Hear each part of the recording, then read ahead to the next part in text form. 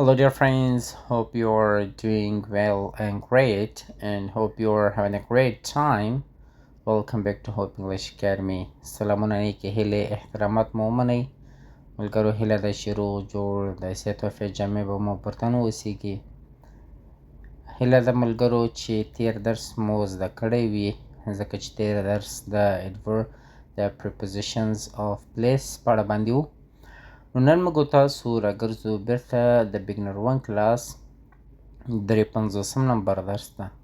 په 53 نمبر درس کې به موږ تاسو وایو prepositions of time. صحیح شو. prepositions of time. ګوره موږ تاسو preposition وایو حرف ربط ته. صحیح شو.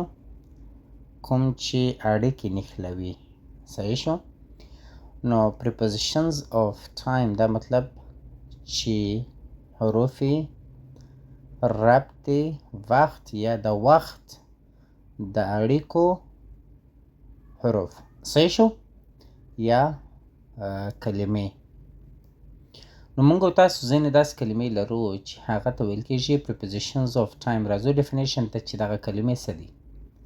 prepositions of time د وخت د اړیکو حروف یا کلمې or words هغه کلمې دي that show the relationship کوم چې ښیي the relationship اړیکه between ترمنځ time د وخت and action او د عمل or events یا د پیښو ترمنځ. نو دا درې دانې دي at in on. دا یې هغه مشهوره دي. راځو موږ تاسو اول ته at لرو. at داسې تعریفولی شو د یوه ځانګړي وخت لپاره کارول کېږي. ځانګړی دا مطلب چې یو خاص وخت لپاره، مشخص وخت لپاره. استعمال یې څنګه دی؟ د ساعتونو یا کلاک ټایم سره تاسو at استفاده کوو. د ځانګړو رخصتیو وخت یا د چټیو وخت د ورځني فعالیتونو لپاره موږ تاسو at کارولی شو. مثالونو ته راځو. I wake up at 6 o'clock. په 6 بجې زه راپورته کېږم. صحیح شو. نو پاڅېدل موږ تاسو دلته په at سره ښیو په 6 بجو. صحیح شو. نو دلته د ساعتونو لپاره موږ تاسو at کاروو. We eat dinner at night. صحیح شو. دلته موږ تاسو at کارو په څه خاطر باندې چې دلته موږ تاسو ته یو ځانګړی وخت راښیي د شپې. night یعنی ماخوستن. we eat dinner at night. موږ ماښامۍ خورو یا د ماخوستن ډوډۍ خورو at night په شپه کې. صحیح شو. نو دلته نه in کارول کېږي نه on. دلته موږ تاسو at کارولی شو. he will arrive at noon. هغه به راورسیږي. arrive را رسېدلو ته وایي. صحیح شو. he will arrive at noon. هغه به ماسپښین راورسیږي. صحیح شو. یا شاوخوا د ماسپښین په ټایم کې به راورسیږي. نو at موږ تاسو د دغو شیانو لپاره کارولی شو. بیا راځو موږ تاسو on ته. on موږ تاسو تعریفوو چې په تعریف باندې پوه شو بیا استعمالات یې اسانه وي. د ورځو ځانګړو نیټو لپاره کارول کېږي. صحیح شو. د ورځو او خاصو تاریخونو یا نیټو لپاره کارول کېږي. استعمال یې څنګه دی؟ د اونۍ ورځو سره موږ تاسو on لګولی شو. د ځانګړو نیټو سره د ځانګړي تاریخونو سره موږ تاسو on لګولی شو. کله چې ورځ معلوموي موږ تاسو ورسره on لګولی شو. مثالونو ته راځو. په جملو کې وایو. د اونۍ د ورځ لپاره مثلا موږ تاسو څنګه وایو؟ I have meeting on Monday. د دوشنبې په ورځ زه میټینګ لرم. صحیح شو. نو دلته موږ تاسو نشو ویلی چې on Monday. صحیح شو. her birthday is on July 20th. صحیح شو. د هغې د تولد ورځ یا کلیزه د جولای میاشت پر 20 تاریخ ده. صحیح شو. یا پر 20 تاریخ د جولای د میاشتې ده. نو دلته موږ تاسو on کاروو. صحیح شو. in at نسو کارولی. صحیح شو. we went to the park on the weekend. مونږ تللی وو پارک ته د اونۍ په پای کې. نو دلته د on موږ تاسو کاروو. at نسو کارولی، in نسو کارولی. صحیح شو.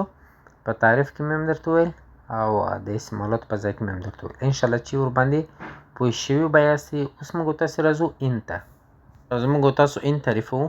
د اوږد وختونو، میاشتو، کلونو یا دورو لپاره کارول کېږي. استعمال: میاشتې موږ تاسو ښیو په in سره. فصلونه ښیو په in سره. کلونه ښیو په in سره. لکه مثلا موږ تاسو وایو که نه in July. په فصل کې ښیو in spring. کلونه ښیو in 2025. صحیح شو. وختونه لکه صحیح شو. the morning هم ښیو په in سره. the afternoon هم ښیو په in سره. in the evening. صحیح شو. په ماښام کې. صحیح شو. in the morning په سهار کې. in the afternoon په ماسپښین کې. صحیح شو. نو دلته موږ تاسو د دغه وختونو لپاره هم موږ تاسو in کارولی شو. د میاشتو لپاره هم in کارولی شو چې په میاشت کې موږ تاسو څه کړي وي. صحیح شو. کولی شو ووایو in July I was in Afghanistan. په جولای میاشت کې زه په افغانستان کې وم. صحیح شو. نو په فصلونو کې in spring I wanna go to London. په بهار کې زه غواړم چې لندن ته ولاړ شم. صحیح شو. همدا رقم په کلونو کې موږ تاسو هم in کارولی شو. راځو موږ تاسو په جملو کې وایو. راځو موږ تاسو مثالونو ته. she was born in August. هغه د اګست په میاشت کې پیدا شوی. دلته میاشت خبره ده. نو موږ تاسو at on نشو کارولی. وایو په in سره یا in ورته کارو د میاشتو لپاره. صحیح شو. we go skiing in winter. موږ په ژمي کې skiing ته ځو. صحیح شو. we go موږ ځو skiing چې سکی وکړو. سکی خو به پیژنئ خو یې دنګه چې په واوره کې موږ تاسو کوو. in winter په ژمي کې. صحیح شو. نو دلته winter چې دی فصل دی. د فصلو لپاره موږ تاسو in کارو. صحیح شو. ګوره موږ تاسو د ورځې فصلونه هم لرو، د کال هم لرو. د ورځې فصل مطلب زما دا دی، هدف مې دا دی لکه سهار، غرمه، همدارنګه موږ تاسو ماسپښین هم ویلی شو، بیا مازدیګر، بیا ماښام، بیا ماخوستن. تقریبا 4-5 فصله راځي. صحیح شو. موږ تاسو د دې لپاره هم in کارولی شو. د کلونو د فصلونو لپاره هم موږ تاسو in کارولی شو. in winter, in spring. صحیح شو. همدارنګه بل مثال ته موږ تاسو راځو. he moved here in 2022. he moved here دی دلته را انتقال شوی دی in 2022 په 2022 کال کې. صحیح شو. نو دلته د کال خبره ده. موږ تاسو په in سره وایو. at on نشو کارولی. I study in the evening. زه مطالعه کوم in the evening ماښام کې. یعنې په ماښام کې زه مطالعه کوم. صحیح شو. نو موږ تاسو د ورځو په فصلونو لپاره که موږ تاسو فرض کو فصلونه، نو د دې لپاره هم موږ تاسو in کاروو. او هغه درې مشهوره، مشخص او چې ډیر کاریږي د هغه prepositions of time ولو. صحیح شو. اوس موږ تاسو راځو یو څو نور هم وایو. راځو موږ تاسو since ته. تعریف له یوه ځانګړي وخت څخه تر اوس پورې عمل روان دی. مطلب موږ تاسو یو وخت ځانګړی کړی دی. صحیح شو. لکه له سهار نه تر اوسه پورې. صحیح شو. چې یو کار روان دی د هغه لپاره موږ تاسو since کارو. یا مثلا ماسپښین نه مو وخت نیولی دی تر اوسه پورې. د دغه لپاره موږ تاسو since prepositions کارولی شو. مثالونو ته راځو. I have lived here since 2010. زه دلته له 2010 کال څخه ژوند کوم. مطلب موږ تاسو ګوره 2010 کال ځانګړی کړی دی، له هغه وخت نه ونیسئ تر دا اوسه پورې زه دلته ژوند کوم. صحیح شو. موږ تاسو دلته since کارولی شو. She has been working since morning. دا نجلۍ یا دا ښځه له سهار راهیسې کار کوي، یعنې هغه کار د دې جریان لري له سهار نه تر دا اوسه پورې. پورته هغه جمله چې دی ژوند تېرېدل یا اوسېدل یو چېرته. صحیح شو. له 2010 کال څخه هغه د دې ژوند شروع و، د هغه ژوند تر اوسه پورې. نو دا مطلب ورکوي چې موږ تاسو یو شي لپاره یو وخت ځانګړی کوو. صحیح شو. له فلانکي وخت نه تر اوسه پورې د دې هر شي لپاره موږ تاسو سنس کاروو. سنس دلته دا مطلب ورکوي چې له فلانکي وخت څخه تر دا اوسه پورې دی زما منتظر و. له فلانکي وخت څخه ما درس ویلی تر اوسه پورې. له سهار راهیسې زه درس وایم. صحیح شو. نو دا رقم جملې موږ تاسو په سنس سره ویلی شو یا سنس prepositions موږ تاسو په دا رقم جملو کې کارولی شو. پنځم ته موږ تاسو راځو for. صحیح شو. دا رقم تلفظ کېږي. تعریف موږ تاسو دا رقم کولی شو. د وخت یوه دوره ښیي. صحیح شو. یوه دوره د وخت موږ تاسو ته for راښیي. مثالونو ته راځو. I have lived here for 10 years. دلته 10 کلنه دوره موږ تاسو ښیو په چی سره؟ په for سره. I have lived here. زه دلته ژوند تېروم for 10 years. یعنې 10 کلنه دوره ما دلته د ژوند تېره کړې ده یا 10 کاله ما دلته ژوند تېر کړی دی. صحیح شو.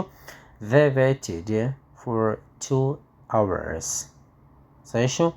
هغوی منتظر دي د 2 ساعتونو لپاره. صحیح شو.